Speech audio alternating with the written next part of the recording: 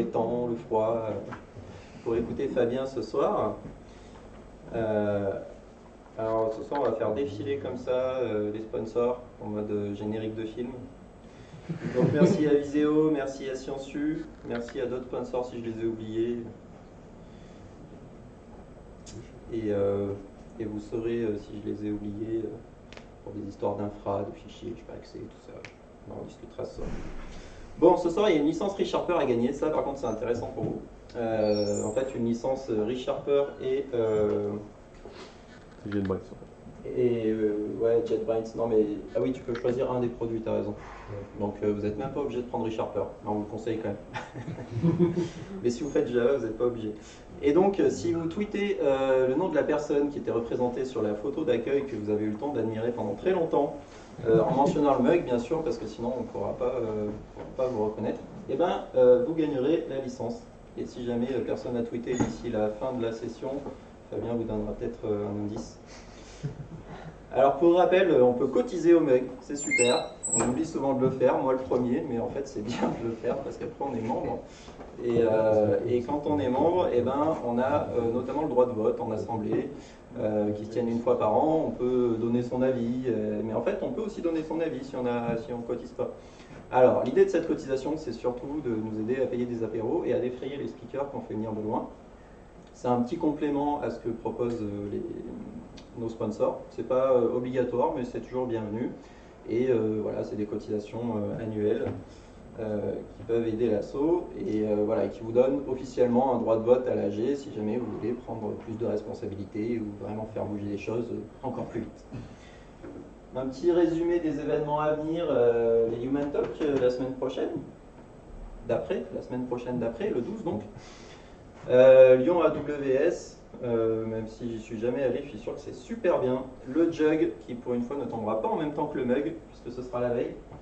Et le Mug, le lendemain donc, pour lequel a priori on n'a pas encore de sujet. Si, on a... Ouais, c'est pour ça que j'étais étonné, j'ai regardé. C'est qui le bien là le Nantais. Ah, Dr Code, ça. Ouais, ça me revient. Arnaud Bailly, merci. Arnaud Bailly. Donc c'est Arnaud Bailly, effectivement, ouais, mais ça s'est fait il n'y a pas longtemps, c'est vrai. Donc Arnaud Bailly qui vient de nous confirmer qu'il allait pouvoir venir le mois prochain, et donc qui est un mec passionnant qui vient de Nantes, qui va nous parler, je crois qu'on ne sait pas encore exactement de quoi, parce que c'était en cours de vote. Bah si, c'était sur les types. Ouais, voilà. Ah oui, pourquoi le siècle prochain sera typé, quelque chose comme ça. Bon bref, c'est toujours de toute façon intéressant de venir l'écouter.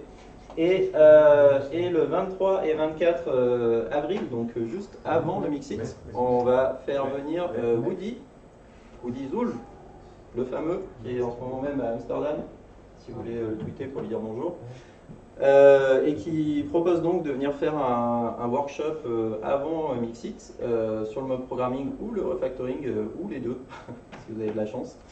Donc il y a un formulaire en ligne pour vous inscrire, un Google Form en fait. Voilà, si vous avez des questions, n'hésitez pas à demander donc soit à Romain Berton ici présent, soit à moi-même. En gros, ce sera des formations à 500 € jour. L'objectif, c'est de faire un workshop sur 2 jours. Et c'est organisé un peu en mode comme on peut, comme on avait fait pour faire venir Sandro à une époque, pour ceux qui s'en rappellent. L'idée, c'est vraiment que si on a assez de participants, il va pouvoir venir, et que si on n'a pas assez de participants, bah, du coup, il ne viendra pas. Mais je vous rassure, pour l'instant, a priori, on a assez de participants, donc aucune pression. Mais vous pouvez quand même vous inscrire parce qu'il y a toujours de la place, et que ce n'est pas tous les jours qu'on a des gens comme ça sur Lyon, donc il faut en profiter. Prochaine suite du générique, donc continuez à proposer des sujets, des talks. Pour rappel, on n'a jamais refusé personne, en fait, on est tout le temps en train de chercher des sujets. Tous les sujets sont bons, tous les retours d'expérience, tout ce que vous pouvez partager, que ce soit Microsoft ou non d'ailleurs. Vous allez voir ce soir qu'on va être plutôt loin de l'univers Microsoft, la dernière fois aussi. Donc voilà, des fois c'est vraiment Microsoft, des fois moins, et nous ça nous va très bien, et on espère que vous aussi. Et donc n'hésitez pas vraiment à proposer des sujets, c'est vous voyez, des petites communautés, on va pouvoir, vous ne serez pas jugés, tout le monde sera ravi de pouvoir vous écouter, discuter. Donc merci à Fabien qui nous vient de Bordeaux ce soir pour nous parler de la sociologie appliquée à notre métier de...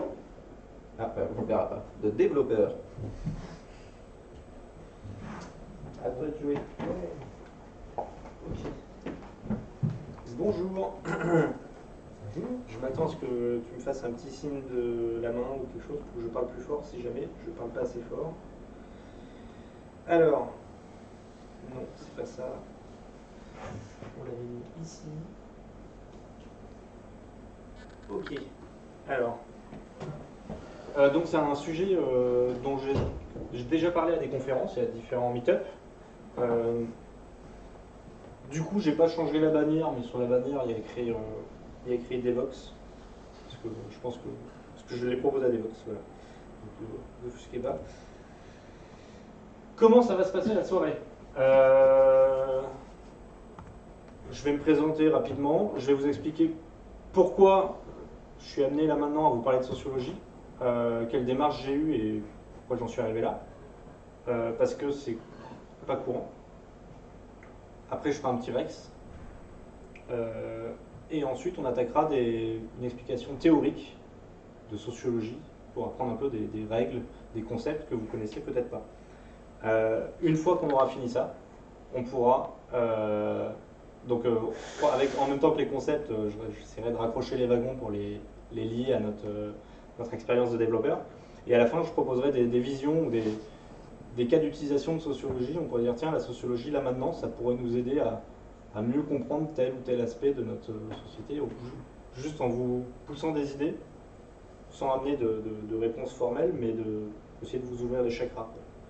Et après, on ira tous boire une bière pour en discuter. Et si vous n'êtes pas d'accord avec ce que je dis, vous pourrez me le dire.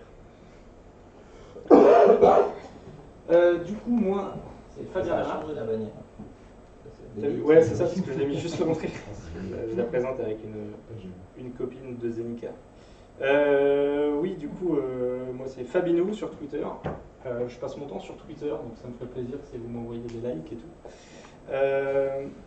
Je suis développeur et j'étais jusqu'à maintenant dans une société qui s'appelle Guarani Atlantique, une SS2I correcte, mais bon, j'ai plus besoin de leur faire de la pub vu que je suis passé indépendant. Donc, vous aussi devenez indépendant, c'est bon pour la santé.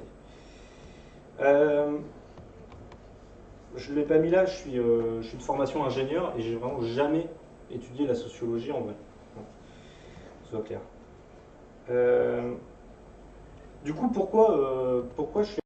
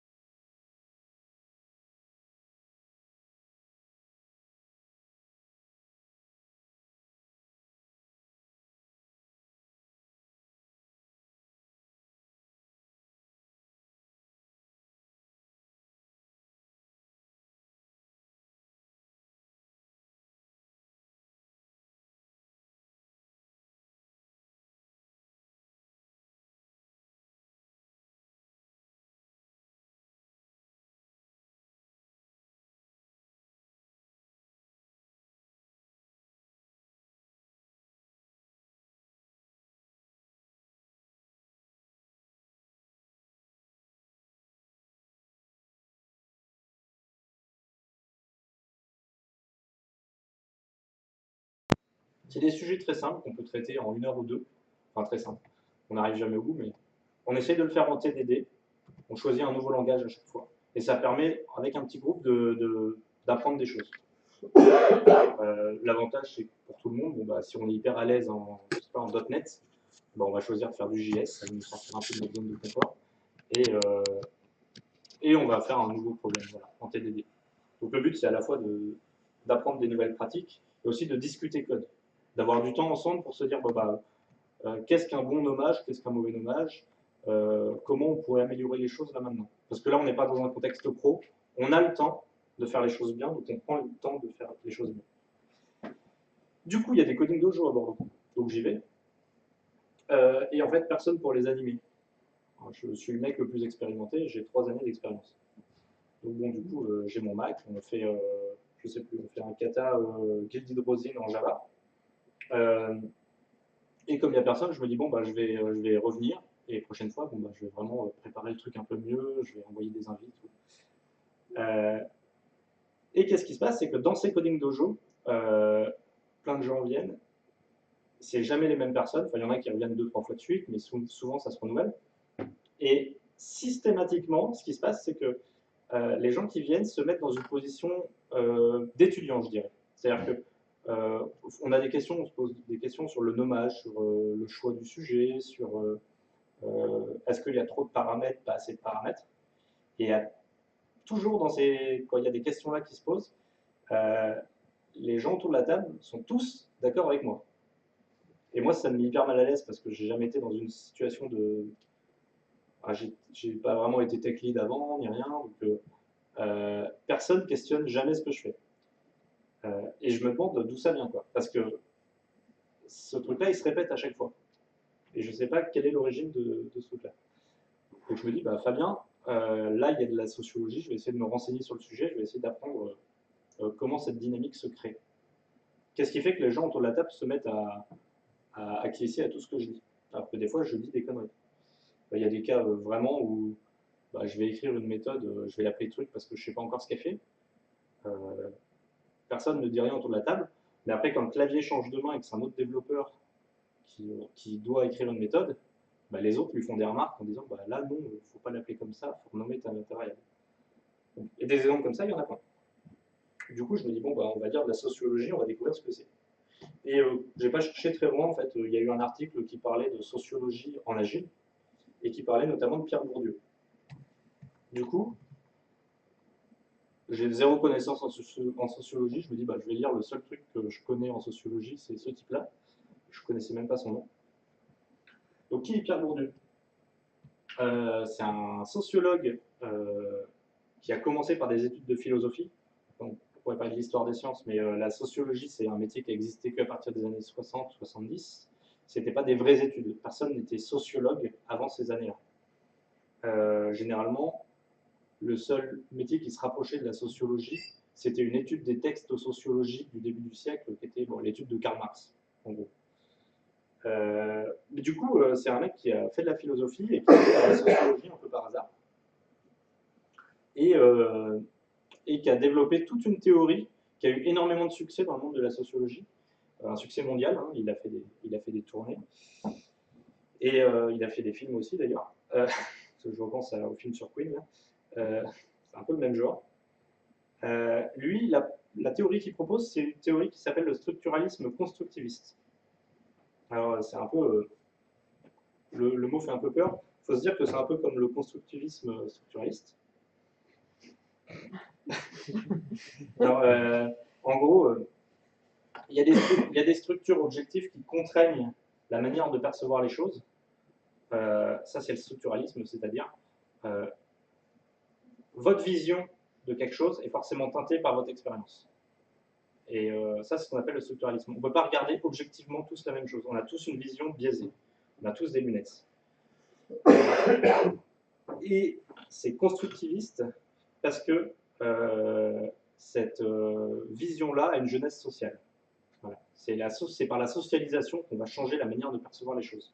D'ailleurs, c'est fort probable qu'après cette conférence, vous en ayez un avis franchement différent de l'un à l'autre, parce que tout simplement, vous avez peut-être un bagage sociologique qui vous dira bah, c'est hyper simple qu'il raconte et c'est un peu des bêtises, ou peut-être pas du tout de bagage sociologique. En fait, tout ça, ça va faire que tout le monde perçoit les choses différemment. Rapidement, qu'est-ce que la sociologie? On pourrait en parler, il a fait des livres entiers là-dessus. Comme il est philosophe aussi, ses livres sont un peu imbitables, mais il a beaucoup travaillé sur, sur l'épistémologie qui était la science du savoir. Comment on acquiert un savoir, comment on est capable de faire une démarche scientifique quand on fait de la sociologie pour ne pas être un charlatan. Faire quoi? C'est-à-dire comment on fait en sorte d'appliquer des pratiques scientifiques et pour essayer d'être réfutable. C'est-à-dire qu'on avance une théorie, c'est pas comme quand je dis je pense que Dieu existe parce que je le vois au fond de mon cœur. Donc tout ce qu'on avance en sociologie, on essaye de le prouver scientifiquement pour que si quelqu'un doit vous réfuter, il puisse le faire scientifiquement. C'est-à-dire genre, bon, bah, j'ai fait des statistiques, j'ai fait des machins, et j'arrive à prouver statistiquement que ce que tu dis, c'est des bêtises. Donc toute la démarche scientifique de Bourdieu, elle est appuyée par des stats et toute une démarche. Et du coup, qu'est-ce que la sociologie? Dans notre contexte, ça va être l'étude des interactions humaines et surtout l'étude des structures de domination. Parce que Bourdieu, il y a plein de manières d'aborder la sociologie, et lui, il a surtout regardé comment la domination se créait entre les personnes. Donc, entre les hommes et les femmes, entre les blancs et les noirs, entre les dominants et les dominés. Et son but à lui, c'était d'entrevoir un peu l'impact social que ces structures de domination avaient.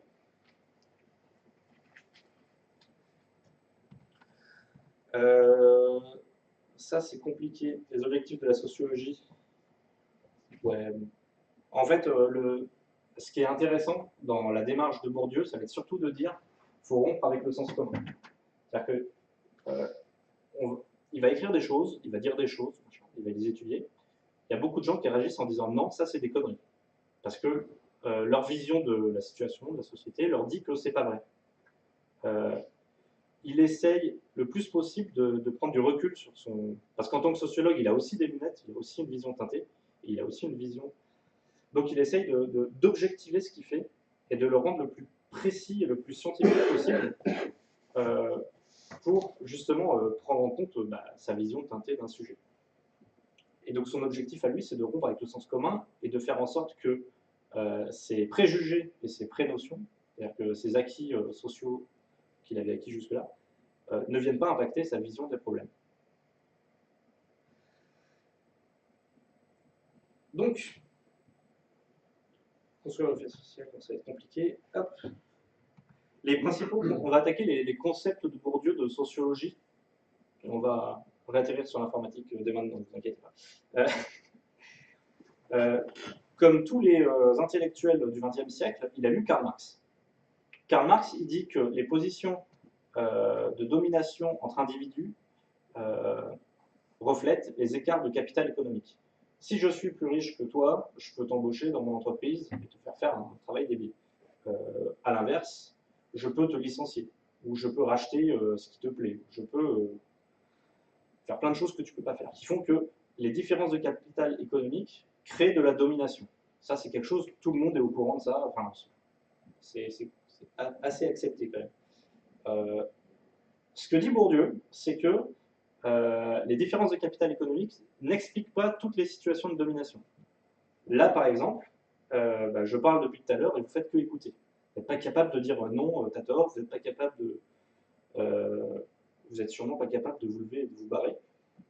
Parce que il y a de la domination ici, il y a beaucoup de violence dans le fait que la communication soit unidirectionnelle. Et ça, c'est pas expliqué par le capital économique. D'accord, vous pouvez être très très riche et moi très très pauvre. Là, à l'heure actuelle, ça n'a aucune importance. Pierre Bourdieu, il introduit donc la notion de capital culturel. Le capital culturel, c'est l'ensemble des notions et des connaissances que vous avez. Dans notre domaine informatique, ce sera soit ce qu'on va appeler des compétences superficielles, j'hésite avec le terme, des compétences profondes qui seraient peut-être faire du TDD, avoir des notions de clé de code, de DDD, des trucs un peu profonds, sous-jacents, un peu de pragmatisme dans le développement logiciel, ou des choses un peu plus superficielles, du genre l'utilisation de frameworks liés à un langage. Voilà. Tout ça, c'est un ensemble de notions et de connaissances que vous avez qui représentent votre capital culturel. Ce capital culturel, du coup, il est incorporé parce que une fois que vous l'avez, vous l'avez, c'est tout. Il peut être institutionnel. Si vous avez un diplôme d'ingénieur aux mines de Nantes, c'est un certain niveau de capital institutionnel. Si vous avez un diplôme de Polytechnique, c'est un autre capital institutionnel. C'est pas mieux, c'est pas moins bien. C'est juste un autre capital culturel. Une autre forme de capital, c'est ce qu'on appelle le capital social. Le capital social, c'est l'ensemble de votre réseau, de vos connaissances, vos amis, et le lien que vous avez avec eux. Si vous êtes très très très très pote avec Emmanuel Macron, ça a sûrement plus de poids que d'être vaguement copain avec 100 personnes dans cette salle, par exemple. Vous n'êtes pas 100. on va dire 20. Ça veut dire quoi? C'est que ce capital social, c'est simplement le lien que vous avez donc, dans le réseau pro, mais aussi avec votre famille. Si vous venez si vous êtes de la famille Rothschild, votre capital social il sera très élevé. Posez-vous la question, si demain vous perdez votre travail, vous perdez votre maison, votre femme, combien de temps, non pas votre femme, pardon, si vous perdez votre travail et votre maison par exemple, combien de temps vous arrivez à retrouver une position similaire? C'est-à-dire en combien de temps vous arrivez à redevenir tech lead ou développeur dans une boîte? Et à quel moment vous pouvez racheter la voiture que vous aviez achetée ça va vous donner une idée de votre capital culturel, surtout, principalement, et aussi le capital social. Le terme de capital, il est intéressant parce que il rappelle le capital économique. C'est quelque chose sur lequel on peut faire un investissement. L'investissement en capital culturel, il demande une dépense, que ce soit en temps, en argent, en énergie, et vous rapporte sur la durée. L'avantage du capital culturel, c'est qu'on ne peut pas le dépenser. Normalement, une fois qu'on l'a acquis, on ne le perd pas.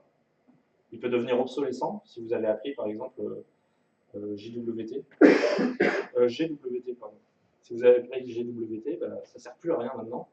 Bon, c'est quand même un capital culturel, mais qui n'a plus beaucoup de valeur.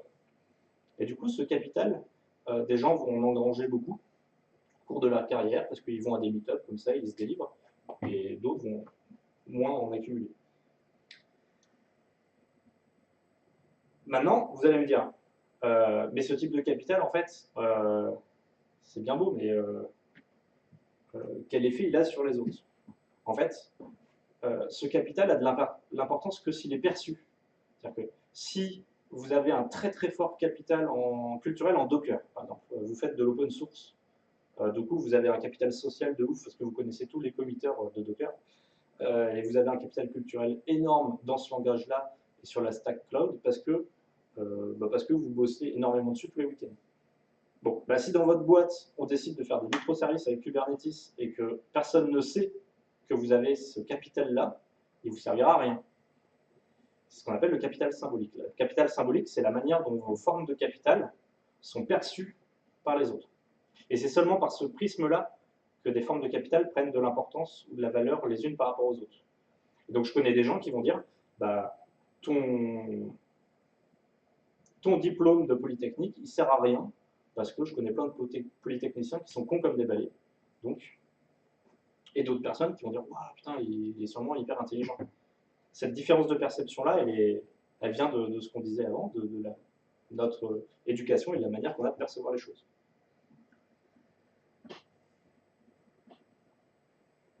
Et maintenant, quel effet il a ce capital symbolique? Les différences de capital symbolique, selon Pierre Bourdieu, elles créent de la domination symbolique. Qu'est-ce que c'est de la domination symbolique? C'est un process de soumission, le mot est fort, mais une sorte de soumission symbolique à l'autre. Là, je fais une petite parenthèse. Les concepts dont je parle ici, ça traite vraiment que de la sociologie bourdieusienne de Pierre Bourdieu, donc il y a pas mal de gens qui ont continué les études là-dessus, mais il y a des pans entiers de la sociologie qui ne traitent pas du tout de ça. Alors, donc, il ne faut pas faire l'amalgame entre ce que je dis, c'est la sociologie de Pierre Bourdieu. Du coup, qu'est-ce que c'est la domination symbolique? La domination symbolique, c'est ce qu'il y a là maintenant à l'heure actuelle, c'est qu'il n'y a rien qui vous force à rester assis, à écouter ce que je dis, et le fait est que tout le monde le fait. Ça vient de votre éducation, et cette domination symbolique, elle se retrouve très souvent en contexte professionnel. Donc, pour revenir au Coding Dojo, en fait, ce que je n'avais pas perçu, c'est que le fait d'organiser des réunions, des meet-ups, avec des gens en connaissant, en ayant déjà les clés, en connaissant bien les langages, en disant on va faire du TDD, en étant un des rares à pratiquer bien le TDD et à faire du clean code, j'affichais beaucoup de capital culturel et les gens qui assistaient, naturellement, en présence de ce capital culturel, se soumettaient parce qu'ils disaient c'est dans un cas où j'y connais beaucoup moins, et donc je vais écouter ce qu'il dit, il a sûrement raison. Et ce qui est intéressant, c'est que cette domination symbolique, elle a lieu elle est involontaire. C'est-à-dire que les gens ne se rendent pas compte de ça. C'est juste la manière naturelle de réagir à quelqu'un qui présente plus de savoir, plus de connaissances que nous.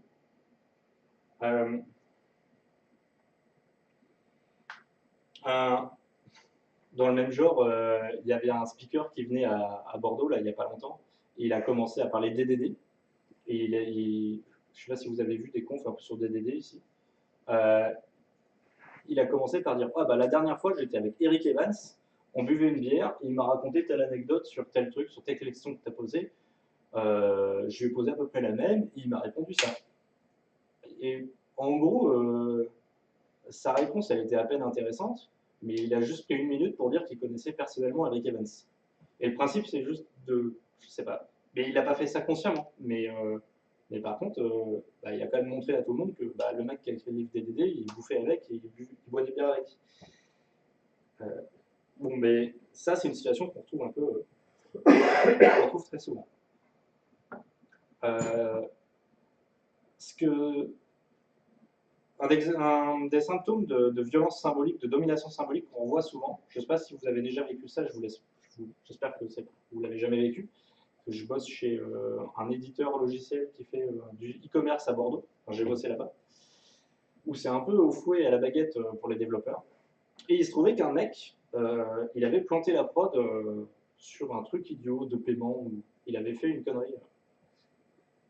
Ce qui s'est passé, c'est qu'ils sont allés le chercher, ils ont dit viens à la cafette, ils l'ont amené à la cafette, et ils l'ont défoncé devant tout le monde. Genre, ils l'ont bouillave, et ce qui s'est passé, le DSI était debout, et il l'a engueulé, il l'a traité comme la dernière des merdes. La réaction du mec à ça, ça a été il avait les mains qui tremblent, il avait le regard un peu humide, il avait la voix qui chevrotait, machin. Tout ça, c'est des symptômes de domination symbolique qui étaient visibles, quoi. C'est que physiquement, ça se voyait, le mec était complètement écrasé par le DSI en train de l'engueuler. Je dis pas que c'était bien, mais c'est un exemple de soumission qui était involontaire. Maintenant, on peut se poser la question de pourquoi est-ce qu'on devrait être dominé symboliquement par quelqu'un qui a plus de capital culturel. Là rentre le concept qu'on appelle l'habitus. L'habitus, c'est du coup l'ensemble des dispositions et des schémas qui permettent de percevoir des choses et qu'on a acquis à travers notre expérience sociale. Typiquement, quand on est en présence de quelqu'un qui sait les choses mieux que nous, on s'écrase. Et on préfère pas poser de questions que de poser des questions idiotes. Ça, c'est quelque chose qu'on a acquis via notre éducation. Le fait de dire je suis dans une salle de conférence et quand le mec qui est sur l'estrade il dit une connerie, on lui coupe pas la parole pour lui dire qu'il a dit une connerie, ça vient de l'éducation. C'est pas quelque chose qu'on a en nous génétiquement. Voilà. Et tout ça, ça va modeler la manière d'agir et de réagir en société. L'habitus, il peut changer, il peut évoluer. C'est-à-dire que si on en prend conscience, si on est capable de remettre en question certaines choses, via notre trajectoire sociale, on peut changer certaines manières de se comporter ou de percevoir des choses. Mais ça demande plus d'efforts et ce n'est pas quelque chose qui est naturel et facile pour tout le monde. Par exemple, on en revient aux développeurs.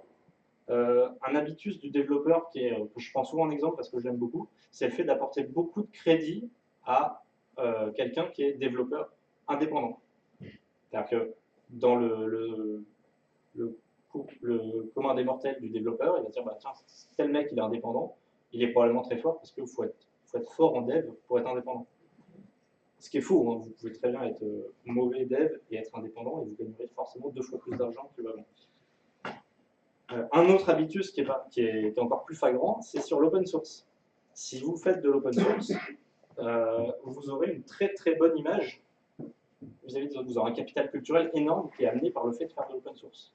Et le fait est que donc j'ai un exemple là-dessus, c'est que donc j'étais dans ma boîte qui fait de l'e-commerce à Bordeaux. On bossait sur des microservices en Java. Donc c'était un peu la misère quand même, dans Docker, Java. Et au bout d'un moment, un lundi, on voit une erreur. Donc le temps médian de réponse, il passe à 5 secondes pendant 1 heure sur un des microservices. On se dit, bon, bah, on va essayer d'analyser le truc. Donc, moi, j'étais référent technique Java. Tu avais un architecte, un DevOps. On s'est dit, on va se faire une réunion à 3, on va essayer de faire de l'analyse, un post-mortem, on va regarder qu'est-ce qui s'est mal passé. Et quelqu'un, là, nous dit, non, mais attends, vous allez parler de perf Java, vaut mieux inviter le nouveau mec qui vient d'arriver, là, parce qu'il est, committeur open source sur Gipster. Gipster, c'est un framework Java. Très bien, hein, donc on l'invite. Mais le fait est que ce mec-là, il a, enfin, pour faire de l'open source, il aurait très bien pu faire de la doc. Sur Gipster, il y a du React et du Angular, il aurait peut-être pu faire du Angular et du React. Peut-être qu'il n'a pas touché à la partie Docker.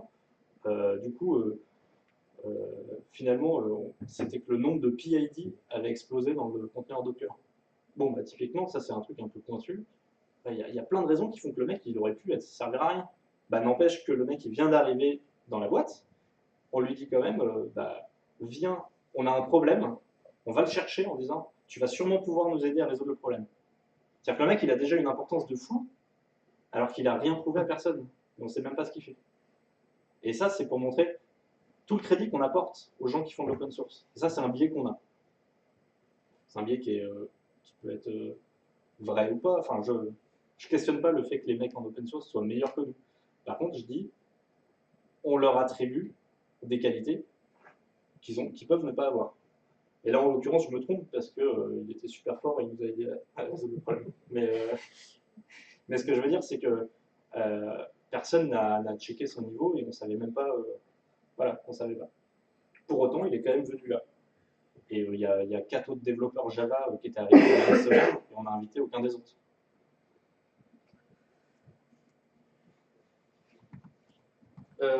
Qu'est-ce qu'on a d'autre comme habitude de développeur? On en a plein parce que dans l'habitude, dans la manière de percevoir les choses, d'agir, il y a tout ce qui est, par exemple, le fait d'aller à des conférences, d'organiser des confs ou d'écrire des articles. Il y a plein de métiers qui n'ont pas toutes ces habitudes sociales de communauté. Ça fait partie un peu de notre communauté de développement. Et comment cette communauté elle s'organise? Ça, c'est une notion que Pierre Bourdieu appelle le champ. Le champ, c'est pas comme un champ de patates ou un champ de blé, c'est plutôt comme un champ vectoriel, avec chaque individu étant un agent, un électron, qui va dans un sens ou dans l'autre.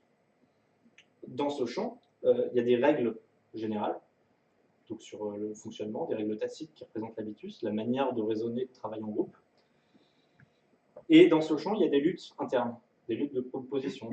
On aura des développeurs open source, enfin des développeurs, par exemple open source, voilà, qui poussent tout le temps de l'open source. Il y en a d'autres qui vont dire bah, le fonctionnel c'est bien, l'objet c'est de la merde, etc., etc. Donc on a des luttes internes.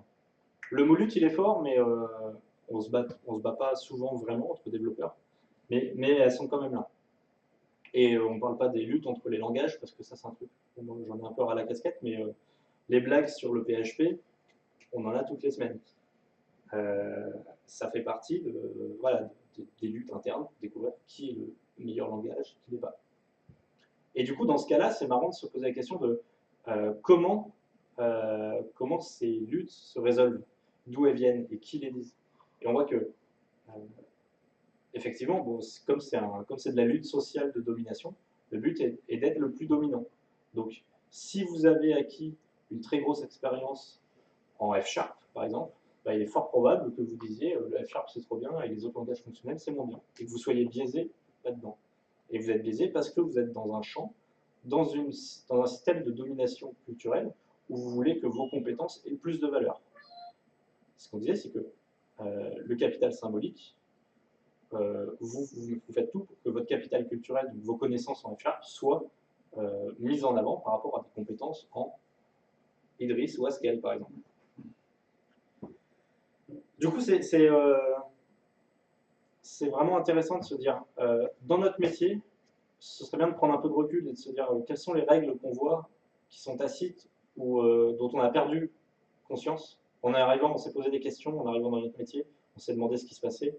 Et là, maintenant qu'on a les deux pieds dedans, bah, on les questionne plus, ces choses-là.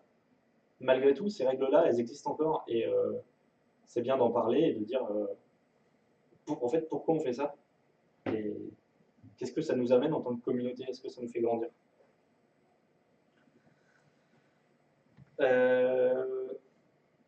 Ah, et bien après, il y a d'autres trucs, c'est que dans les champs, en fait, Pierre Bourdieu, il a fait des études sur les champs, notamment qui sont les champs académiciens, donc dans les universitaires, comment les gens se positionnent entre eux, comment ils se font des guerres d'articles littéraires. Et c'est marrant parce qu'on retrouve beaucoup de similitudes avec notre communauté, sur la manière dont il y a des courants qui viennent, machin, qu'il y a toujours de la contre-culture qui émerge, il y a toujours les anciens contre les nouveaux, il y a toujours les réactionnaires contre les révolutionnaires. Enfin, donc c'est intéressant de lire sur des sujets comme ça parce qu'on arrive à raccrocher les wagons assez vite. Et donc je vous la refais en rapide, en récapitulatif. Les individus de la communauté sont des agents qui ont des formes de capital inégales. Forme de capital, c'est capital économique, culturel et social. Que ce capital, quand il est perçu, crée du capital symbolique. Et la différence de capital symbolique crée de la domination. Et le champ du développement logiciel est un terrain de lutte sociale. En gros, le fonctionnement de la sociologie de Pierre Bourdieu. Maintenant, je ne sais pas du tout regarder. Enfin, maintenant, on peut se poser la question de toutes ces règles-là, comment on peut s'en servir pour voir notre communauté? Quelle analyse on peut en tirer? Donc, premièrement, bon, le dynamique sociale des coding dojo, j'en ai parlé, mais le fait d'arriver et de connaître déjà plein de choses faisait que les gens se soumettaient naturellement à moi. Ce que j'ai vu, c'est que quand je prenais le parti de vraiment participer le moins possible, émerger naturellement quelqu'un qui était dominant. Donc ça peut être le développeur avec le plus expérimenté, ou peut-être celui qui était habitué au coding dojo le plus parmi les participants, mais il y a toujours un dominant qui émerge. Sur les conférences de dev, est-ce que vous allez à des conférences de dev un peu de temps en temps, à part le NUG? Ouais. Il y a une analyse qui est intéressante. En fait, premièrement, je ne l'ai pas raconté depuis longtemps ça, je retrouve mes mots. Le choix des conférences de dev, c'est un choix qui est politique. C'est-à-dire que le fait de choisir qui vient parler à ma conférence, c'est une action du coup de promotion, mais c'est aussi une action de censure. Pour tous les gens à qui je vais dire non, tu ne parles pas, c'est plutôt lui qui parle, c'est une action de censure. Je ne dis pas que c'est de la censure politique, mal, machin, mais malgré tout, le fait de dire à quelqu'un tu ne parles pas et à toi tu as une place devant 50 personnes pour raconter ce que tu veux, c'est une action de censure.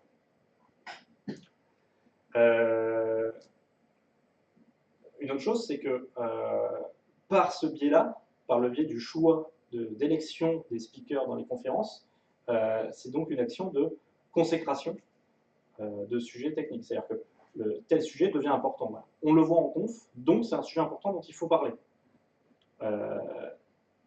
Et par la même occasion, du coup, les conférences sont générateurs de contenu. Parce que si les conférenciers choisissent de parler de, par exemple, de cloud, on parle de cloud pendant une journée entière à Devox, okay, enfin, il y a une track entière sur le cloud. Bon, bah, ça veut dire que le cloud, c'est important. Ça y est, on y est parti. C'est plus un truc à la marge qu'on faisait en bricolant chez nous. Le cloud, c'est devenu important.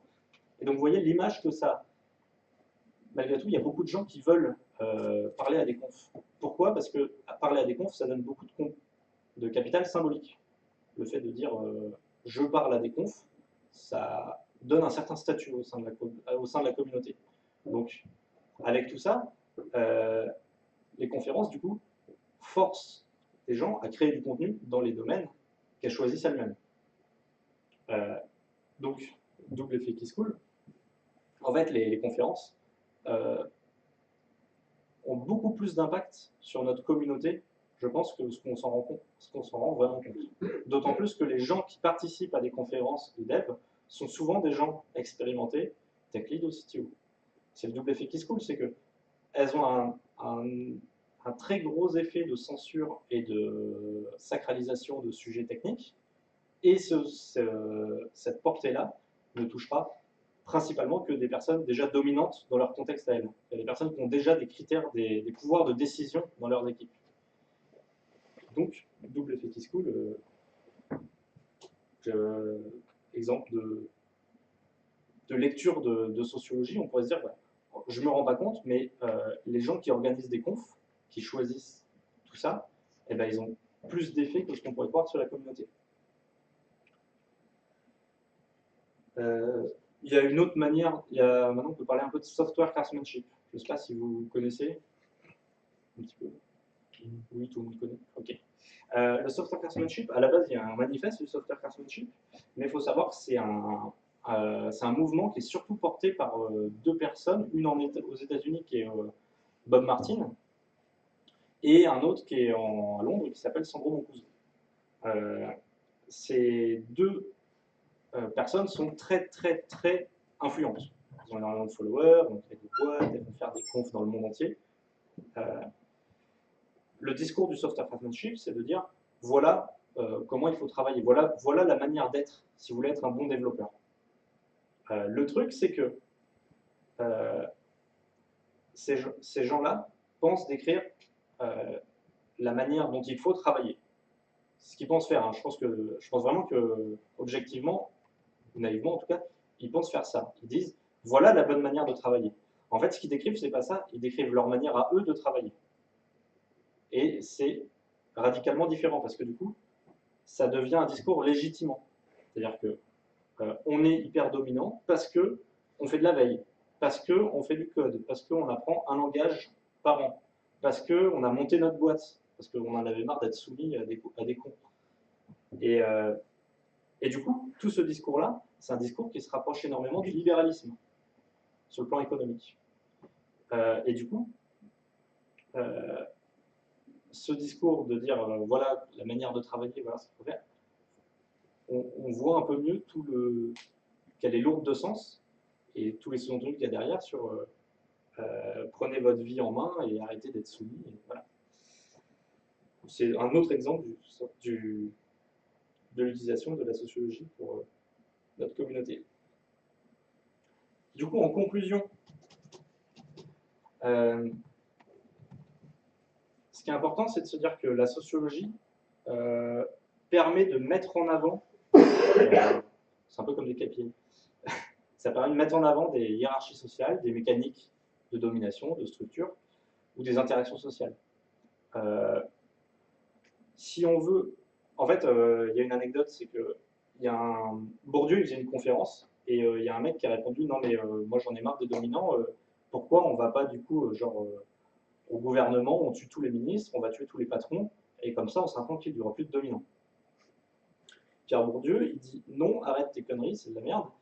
En fait, si on se débarrasse juste des dominants, il ne va rien se passer parce qu'ils seront remplacés par d'autres dominants. Et le truc, c'est que ça fait 10 000 ans que ça dure, qu'il y a des dominants, des dominés, et que les dominants, ils meurent de vieillesse, hein, ce n'est pas les mêmes qu'il y a 10 000 ans. Pour autant, il y a toujours de la domination. Donc le système, il se recrée naturellement. Ce qu'il dit, lui, c'est que si on veut éviter d'être dans un système qui recrée de la domination symbolique les uns envers les autres, à condition qu'on le veuille, je ne sais pas si tout le monde le veut, ce qui est important, c'est d'en comprendre les mécanismes. Et c'est seulement quand on comprend ces mécanismes de création de structures de domination qu'on est capable d'éviter qu'ils se reproduisent naturellement. Ça veut dire un autre truc aussi. Ça veut dire que si en Agile, on dit il faut vous auto-organiser, et qu'on vous dit juste ça, eh ben, il y a de bonnes chances pour que ça ne marche pas. Parce qu'en fait, l'auto-organisation, c'est plus simple que juste enlever les chefs. Et le fait est que si vous enlevez les chefs d'une équipe, il va émerger un nouveau dominant. C'est-à-dire que dans l'équipe, quelqu'un deviendra de facto le chef, mais il n'en aura pas la responsabilité vu qu'il sera soi-disant dans une équipe auto-organisée. Donc là, ça posera d'autres problèmes parce qu'on aura une personne qui porte plein de pouvoir sur l'équipe, mais qui n'a aucune responsabilité. Voilà. Donc, pour aller mieux et pour résoudre ce genre de problème, ce qu'il faut, c'est parler de nos problèmes dans notre métier, de notre communauté, essayer de les mettre en avant, d'en discuter entre nous, parce que il y a plein de choses que j'ai dit, c'est mon opinion, et c'est peut-être une connerie, peut-être pas, mais au moins le fait d'en parler, on serait capable peut-être de se rendre compte de certains biais pour pouvoir éviter de les reproduire. Voilà, je vous remercie.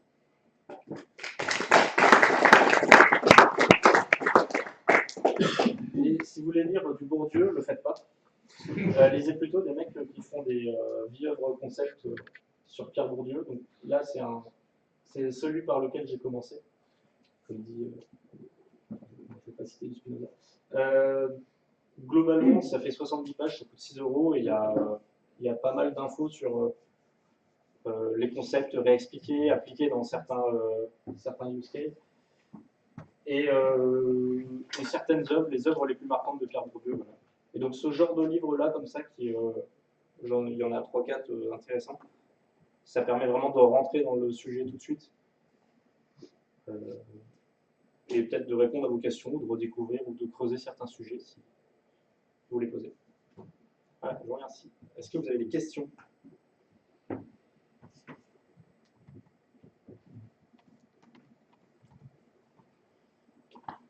Très bien. Oui, moi je me demandais si du coup, quelque part dans ces bouquins, ou si à un moment donné, justement, il y a une réflexion sur le fait que ces relations de domination elles puissent être nécessaires, enfin, puisqu'elles émergent. En fait, on pourrait toujours poser la question dans l'autre sens. Quels sont les bons arguments pour refuser la domination? Et en fait, je pense que la discussion est hyper complexe, précisément parce qu'il y a beaucoup de types de domination et qu'il y en a qui sont plus légitimes que d'autres. De mon point de vue. Ouais, alors du coup, effectivement, tu pourrais argumenter qu'il y a certains cas de domination qui sont plus importants que d'autres ou plus nécessaires. Le cas d'un professeur devant sa classe, par exemple, il a besoin de faire en sorte que ses enfants lui obéissent, ou le sergent à l'armée, tout ça. Le truc, c'est que c'est la tragédie des communs. Ça vous dit un truc la tragédie des communs, c'est de se dire, vous allez au musée, tous les tableaux, ils sont à côté, quoi. Donc tout le monde pourrait venir avec un couteau, ou mettre un gros coup de poing, ou déchirer des tableaux, et personne ne le fait au musée. On est d'accord Enfin, quasiment personne ne le fait. Et dans l'histoire, je crois qu'au Louvre, dans les 30 dernières années, il y en a un ou deux qui est venu avec un marteau pour essayer de péter une statue, mais c'est vraiment risible, c'est quasiment jamais arrivé dans l'histoire. Par contre, on a les gens qui touchent les statues. C'est que les gens, ils passent la main.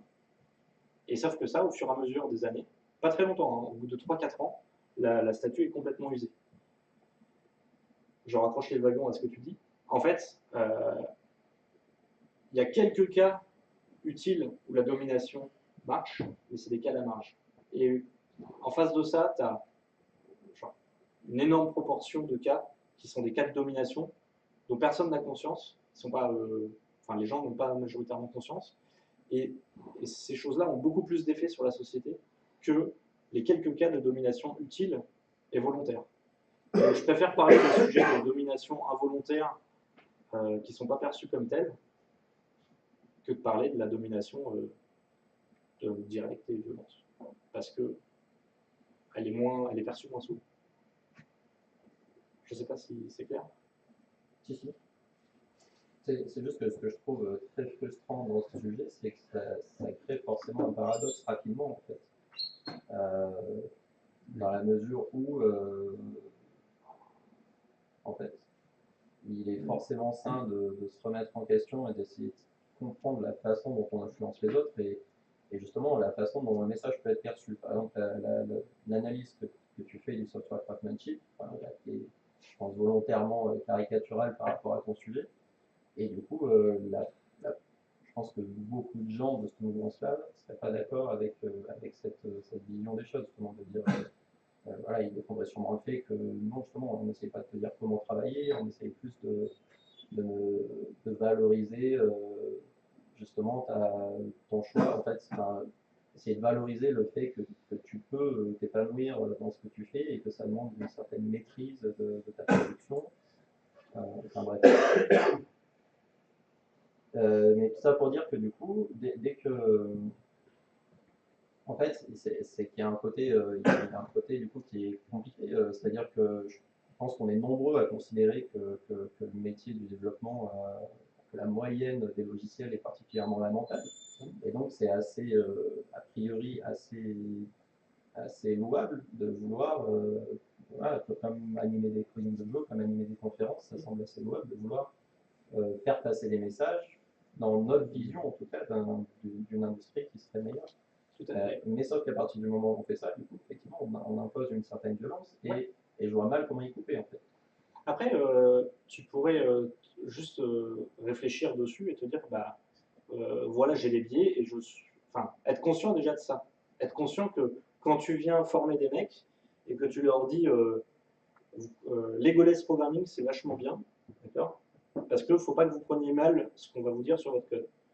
Et que tout de suite après, tu te dis, tu vois là par exemple, ça c'est de la merde, bah, c'est hyper violent parce que tu t'es mis dans une position de conseil pour dire, voilà, je te dis comment tu dois réagir à ce moment-là, quand on critique ton code.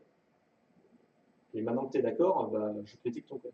Et ça, c'est une démarche que faut être conscient que c'est hyper violent de faire ça. Mais ce que je ne dis pas que c'est mal, parce que Legolas Programming, il n'y a pas grand monde qui argumenterait pour dire que c'est mal. C'est juste que dans une position de conseil, où tu dois forcer les gens à. Enfin, où tu veux changer les gens, forcer les gens à changer, c'est très compliqué de faire ça. Donc il faut être conscient du tort qu'on fait, quoi. J'ai un autre truc à dire, mais je ne me rappelle plus. Ça reviendra autour du monde. Ouais, c'est ça. Mais ouais, enfin, un peu la même idée, mais de dire que si, enfin, est-ce que cette relation dominé-dominant, elle est pas, en fait, elle évite pas est-ce qu'il n'y aurait pas plus de conflits avec seulement des gens, seulement avec des dominants par exemple, ou seulement avec, est-ce que c'est pas, est-ce qu'on n'évite pas des conflits en fait, et est-ce que, en fait, du coup, enfin, ça rejoint un peu, est-ce que c'est souhaitable de chercher à ne pas avoir ces relations En de fait, domination? est-ce que c'est souhaitable de ne pas être avoir bah, par exemple, moi au Coding Dojo, je parle beaucoup de moi dans cette conf, excusez-moi. En fait, au moment où j'ai calé ça, qu'il y avait de la domination dans un sens, j'ai fait exprès de me mettre en difficulté en choisissant des langages que je ne connaissais pas ou des sujets que je ne connaissais pas pour pouvoir retrouver de l'intérêt. Parce que dans un sens, bah, j'expliquais à des gens comment faire du TDD, c'est sympa, mais c'était hyper lassant. Enfin, je m'amusais plus, quoi. Et le fait de retrouver ça, ça m'a permis de... Et comme dans notre métier, on parle beaucoup enfin, dans une équipe de dev, bon, bah, les devs ils doivent choisir comment ils vont travailler, tout ça.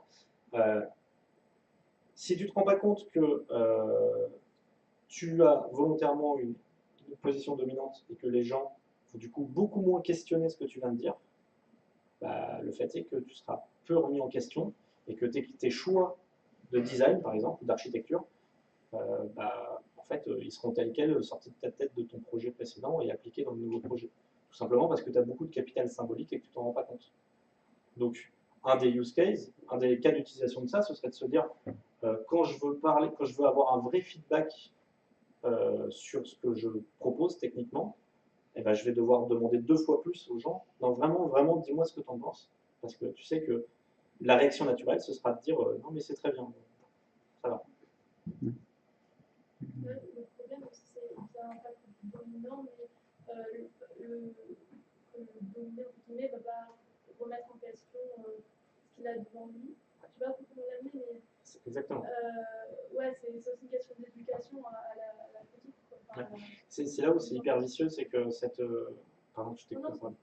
C'est là où c'est hyper vicieux, c'est que en fait, si on revient 2000 ans en arrière et que je veux vous voler un bout de pain et que je viens avec une masse et que je vous tape dessus pour que vous me donniez un bout de pain, il y a de la violence physique. Si je reviens le lendemain avec ma même masse, vous allez me donner un nouveau bout de pain, je pense, et j'aurai pas besoin de taper aussi longtemps. Dans la domination symbolique, la violence, en fait, elle est auto-infligée. Et c'est là où c'est très frustrant. En tant que dominant, on ne crée pas volontairement de domination, on ne crée pas de violence. Le fait est que les gens en face vont naturellement s'y soumettre. Et ils ne s'en rendent pas compte, mais effectivement, ils vont plus facilement acquiescer à tout ce qui est dit et ils vont moins remettre en question les propos de quelqu'un de dominant. C'est là où c'est doublement violent, c'est qu'effectivement, l'action de domination, elle n'existe pas, c'est juste une action de soumission, en fait. t'as les manipulateurs qui utilisent ça, qui ont compris ces mécanismes, et pas qui utilisent Exact. profit. Mais les consultants, c'est que ça. Hein. Enfin, genre, C'est sûr, tu les fais commerciaux consultant aussi. logiciel, tu dis, ah, alors la loi de Conway, tu connais pas la loi de Conway? Ah, c'est débile. Non, mais Mais ouais, mais vas-y. Non, j'allais te demander si toi, dans ton quotidien, comprendre des fois ces mécanismes, ça t'a vraiment amené à faire changer des dynamiques d'équipe ou... ouais, ça m'a amené un peu d'humilité et surtout être plus attentif à ce genre de choses. Et notamment, voilà, on a une discussion technique. euh, quand quelqu'un, quand tout le monde acquiesce à ce que je dis ou à ce que quelqu'un d'autre dit, je vais avoir tendance à capter qu'il y a de la domination en route et je préfère du coup aménager de l'espace de parole à quelqu'un qui n'en a pas d'habitude ou qui n'en prendrait pas normalement. Donc ça, je suis plus sensible à ce genre de choses, voilà. Mais c'est surtout dans les interactions dans l'équipe que ça me fait beaucoup de bien. Et à l'inverse, t'en as pas dans l'autre sens, hein, dans le sens où pour faire passer l'idée auprès d'un chef de projet ou d'un client. Si, ça a tout le temps. Enfin, quand je me vends à un commercial ou à un client, ouais, carrément. Mais typiquement, je le dis, que je fais des confs, que je donne des confs, ce genre de trucs. Mais parce que ça fait sévère à l'allonge, et que le mec il se dit, ah putain, il est impressionnant. C'est vraiment une pointure. Alors que, pas tellement, mais bon, ça marche bien, quoi. Ça dépend un peu de l'auditoire, quoi. C'est-à-dire qu'effectivement, si on arrive dans une équipe où on sait que les gens participent pas spécialement, s'intéressent pas, voilà, on va peut-être effectivement vouloir ne pas les écraser de tout notre savoir pour pas qu'ils se sentent mal à l'aise et donc voilà. Par contre, effectivement, si on doit parler à, je sais pas, oui, à des CTO, à des directeurs, à des gens qui sont dans des positions socialement plus élevées, ouais, on va avoir tendance à vouloir se mettre un peu dans une position similaire, C'est j'imagine. ça. Ouais. Et du coup, Et typiquement, bah alors, truc débile, mais qui marche super bien. Enfin, en fait, mon rôle, il change tout le temps. Quand je parle à des devs, des fois je suis tech lead, des fois je suis développeur, des fois je suis référent technique, des fois je suis dev Java. Enfin, c'est selon le. Ça a un peu d'effet quand même. Ça n'a pas énormément d'effet, mais l'image qu'on projette aux autres, elle est vachement impactée par nos caractéristiques physiques et notre. Ah oui, d'ailleurs, dans le capital symbolique, il y a aussi le fait d'être grand, d'être beau, d'être musclé, ce genre de choses. Ce que je ne suis pas. Mais La photo est réussie. ouais, j'en ai qu'une de réussie, alors je l'avais pas. Elle est sur LinkedIn, sur Twitter, sur Slack. Mais ouais, ce que je trouve important dans ce sujet-là, du coup, c'est de prendre conscience aussi de l'inverse. Enfin, déjà, vu que la dynamique, on ne pourra jamais l'effacer, et ça devient un truc important, c'est que quand tu prends du recul, il y a forcément un autre dominant. Oui. Et c'est là aussi que du coup la question de est-ce que c'est souhaitable, elle devient intéressante parce que enfin, je trouve que là où il faut pousser l'analyse, c'est surtout savoir à qui on laisse la place et pourquoi. Et ça, pour le coup, c'est passionnant. Et en fait, je peux prendre des caricatures, même en politique. Voilà, tu disais laisser du champ, pas écraser les gens de notre savoir. Oui, effectivement, mais quand tu as un militant du Front National qui t'explique les dernières fake news qu'il a lues, c'est très très dur de ne pas venir l'écraser du pas de ton savoir. Quoi. Et surtout, là encore, est-ce que du coup c'est souhaitable? Et donc, enfin, c'est juste pour dire, en fait, de toute façon, c'est des questions auxquelles il n'y a pas de réponse, c'est aussi l'intérêt de la chose. Mais c'est juste pour dire que dans l'autre sens, en fait, le fait de, quand je suis dominant, laisser ma place, c'est à mon avis une grosse partie du sujet. Et il y a une autre grosse partie du sujet qui est, quand je suis dominé, qui est dominant et pourquoi? Ouais. Et est-ce que je considère du coup que je le suis pour les bonnes raisons? Moi, c'est ça en fait qui m'intéresse. C'est est-ce que je le suis juste parce qu'il a plus d'argent ou parce qu'en fait il dit des choses intéressantes ou parce qu'en fait il a fait des choses intéressantes. C'est déjà trois trucs complètement différents. Un cas que je me suis rendu compte grâce à ça, c'est que quand on parlait budget dans les boîtes, je me mettais souvent à dire ok, oui, parce que en fait je comprenais rien à ce qui se passait. Je commençais à sortir des KPS, machin. Enfin, pas KPS, pardon. Merde, j'ai déjà plus les mots. Bon, bref, des mots de budget financier que je ne comprenais pas dans la gestion de projet. Et à la moindre négociation de quoi que ce soit, en fait, je m'écrasais, je disais oui à tout dès qu'on commençait à parler de budget parce que je savais que je comprenais tellement rien à ce qui se passait que j'avais aucun argument. Quoi. Et donc voilà, ça c'est un truc que j'ai réussi à voir que c'était peut-être pas nécessaire de m'écraser, il fallait peut-être que je commence à lire des trucs et à comprendre un peu. Mais oui. effectivement.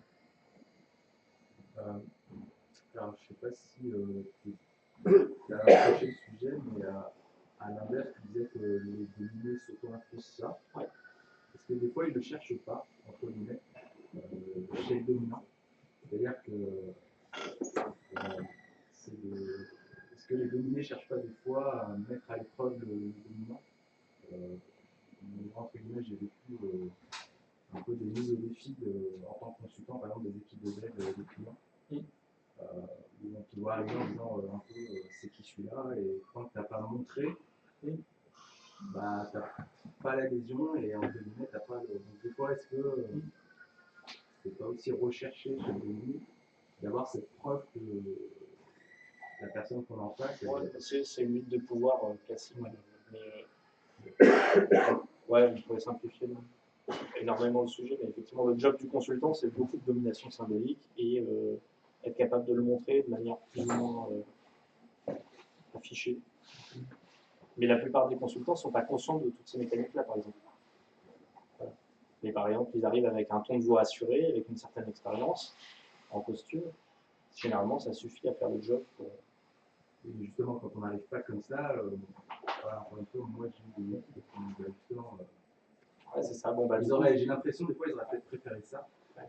Bah, moi, tu vois, quand je fais des formations agiles et que j'ai des devs en face de moi, ils ont l'habitude d'avoir des connards en formateur agile, quoi, des mecs qui viennent faire. Enfin, excusez-moi, je dis beaucoup de gros.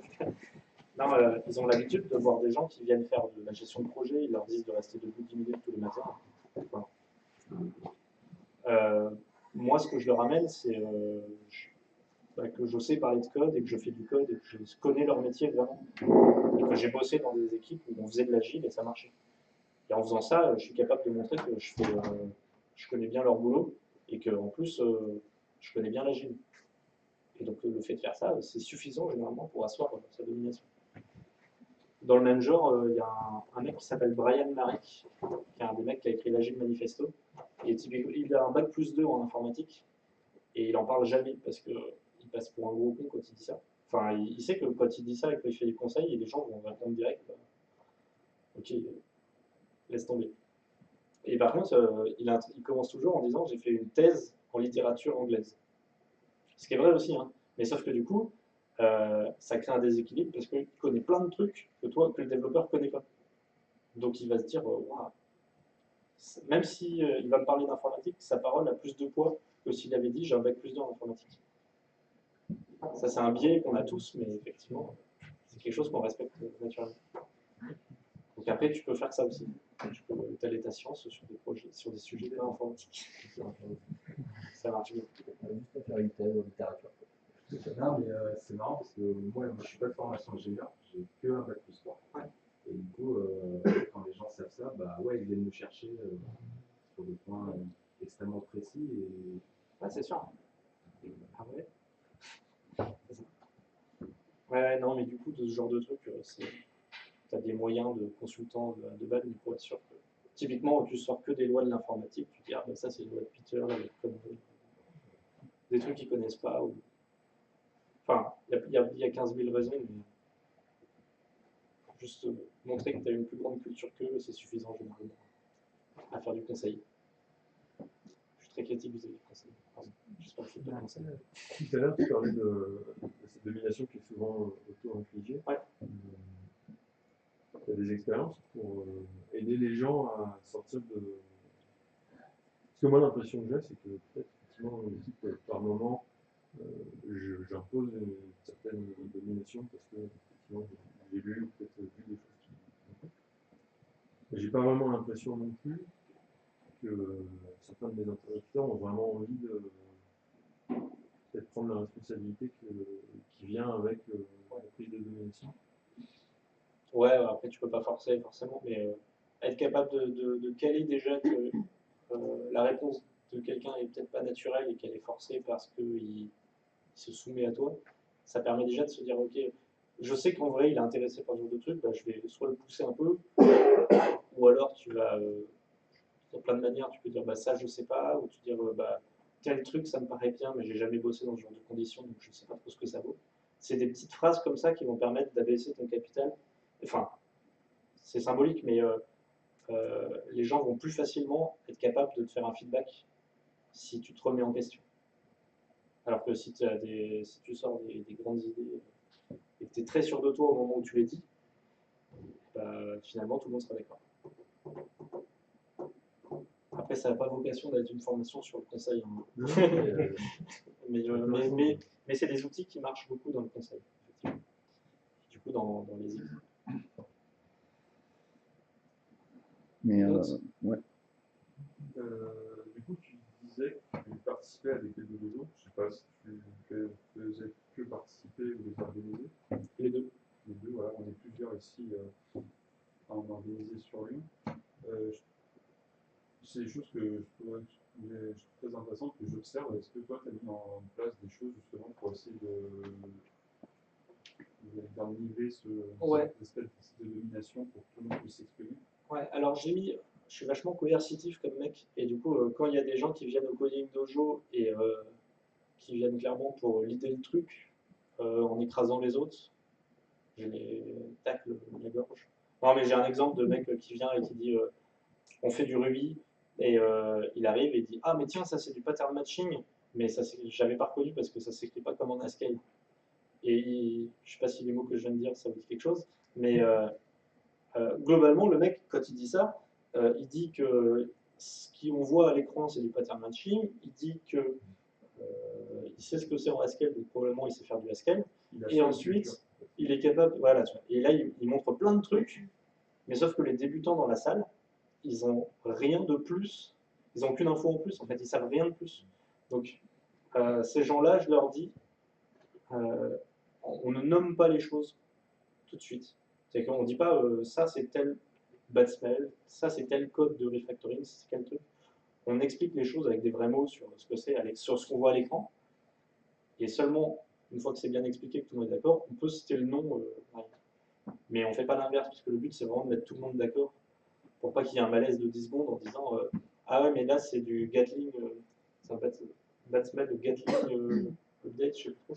C'est un truc de Martin Fowler qui dit que tu es obligé de changer du code un peu partout dès qu'il y a une modif. Shotgun, pas Gatling. Vous suivez mieux que moi.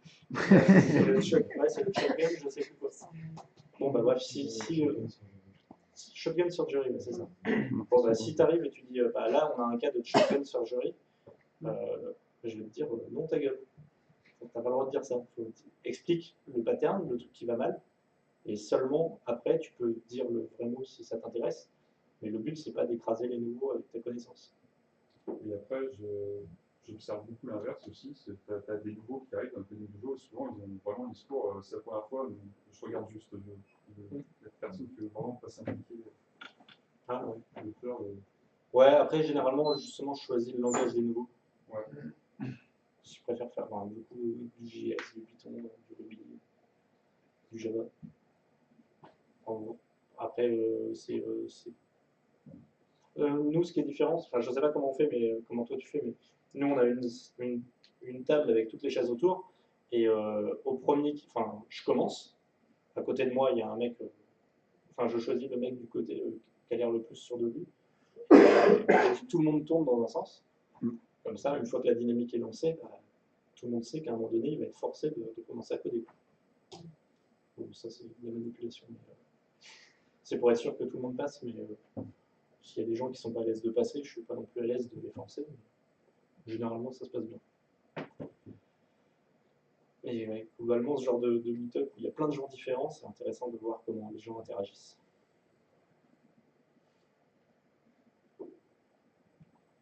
D'autres questions? Merci beaucoup. Merci beaucoup.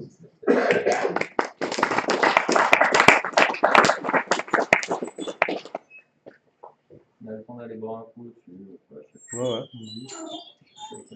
Ouais.